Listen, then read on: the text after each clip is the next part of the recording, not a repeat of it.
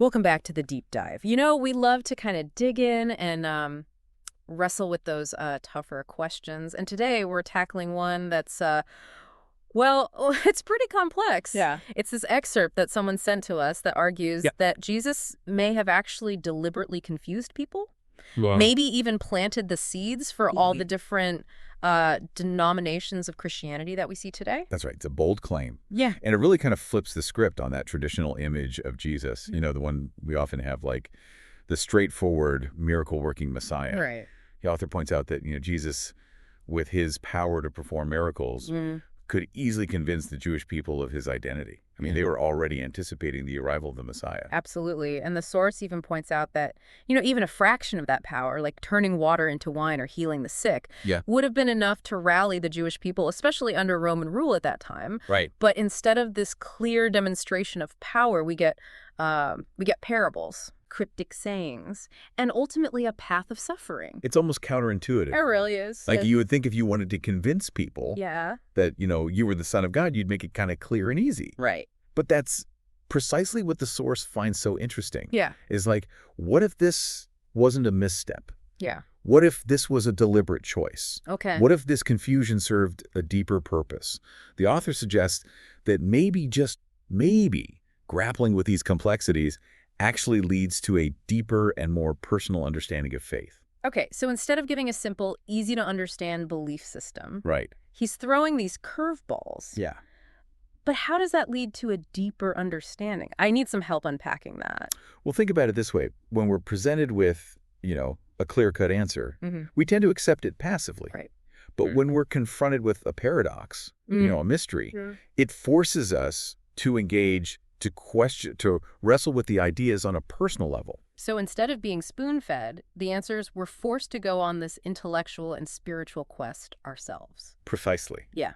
The source argues that this very struggle, this wrestling with ambiguity, that's what could lead to a more profound and authentic understanding of faith. And it's not just an intellectual exercise either. Okay. It's a deeply personal one. We have to confront our own assumptions, our own biases as we try to make sense of these teachings. It reminds me of the parable of the sower. Oh, yeah. Which the source mentions specifically. Yeah. The seed that falls on rocky ground doesn't take root, but the seed that has to struggle to push through the tough soil actually flourishes. Right. Is that kind of the analogy we're going for here? Yeah, it's a great example. The source seems to be suggesting that the path to true understanding isn't always easy or straightforward. Sometimes it requires us to grapple with those difficult questions, to sit with the discomfort of uncertainty. So are we saying that certainty is a bad thing when it comes to faith? Is the author advocating for kind of like a perpetual doubt? Not necessarily. It's more about recognizing that our need for absolute certainty, for having all the answers neatly packaged, could actually be a barrier to true spiritual growth. It's that clinging to rigid dogma, the need to be right, that the source challenges. It can close us off to new perspectives, to the possibility of growth and transformation.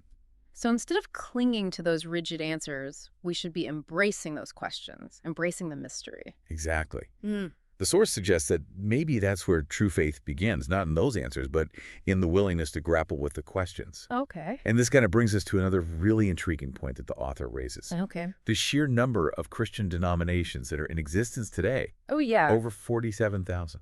Wow. That's a lot of different interpretations. It is It's kind of a messy landscape, right? It is, and the source asks us to consider this.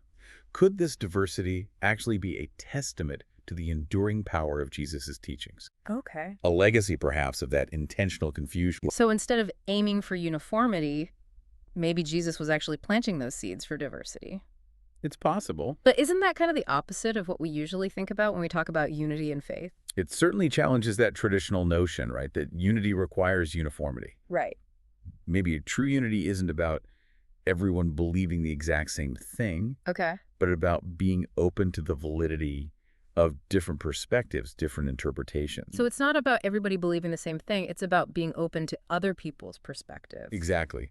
And recognizing that, each individual's journey of faith is unique. Right. And that there isn't necessarily one right way to understand Jesus' teachings. So instead of trying to force fit everyone into the same box, Yeah, we should acknowledge that faith is a personal journey with twists and turns and maybe even some dead ends along the way. precisely. Yeah. It's about recognizing that the path to understanding, is often winding and unpredictable. Mm. And it's in that very journey, in that wrestling with questions and doubts, that we might actually find something far more profound and transformative than simply adhering to a set of doctrines. It makes me think of how Jesus often spoke in parables, Oh, yeah. using stories and metaphors to convey his message. Right. It wasn't always clear cut, right? No, and that's part of what makes them so powerful. Yeah. They require us to, engage our imagination, our intuition, even our emotions to really grasp the deeper meaning.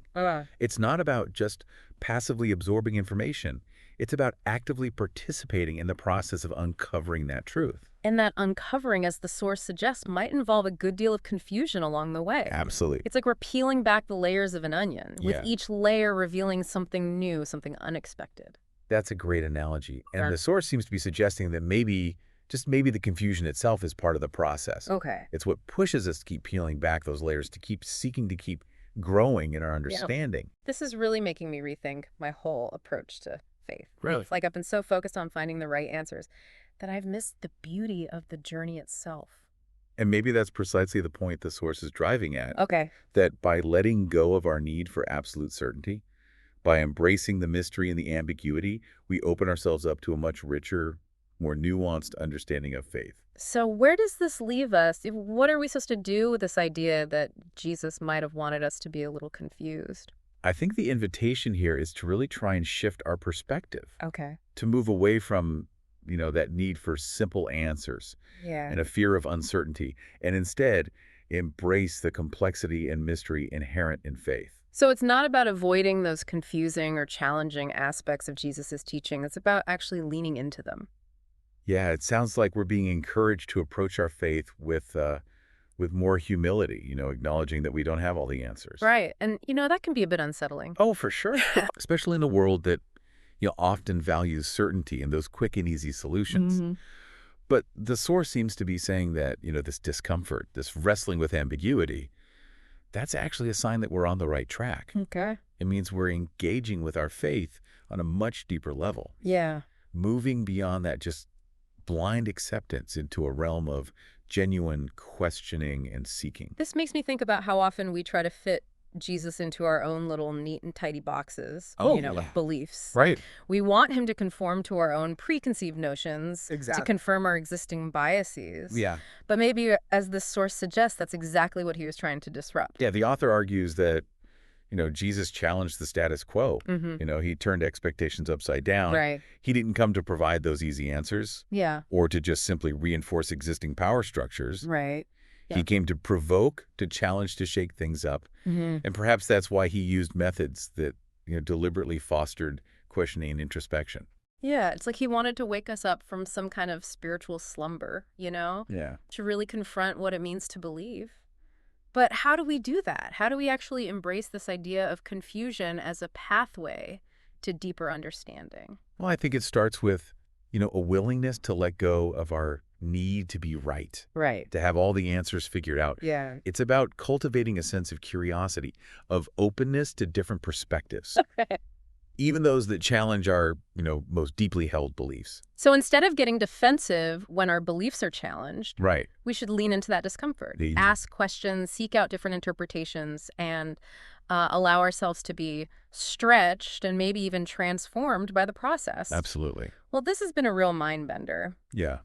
But in a good way. This excerpt that someone sent in has really thrown down the gauntlet. It has. It's challenged me to think about my own faith journey in a whole new light. And I think, the author would be delighted to know that it sparked this kind of reflection in us. After all, isn't that the point of these deep dives? To challenge our assumptions, to expand our perspectives, and to help us engage with these complex ideas on a personal level. Absolutely.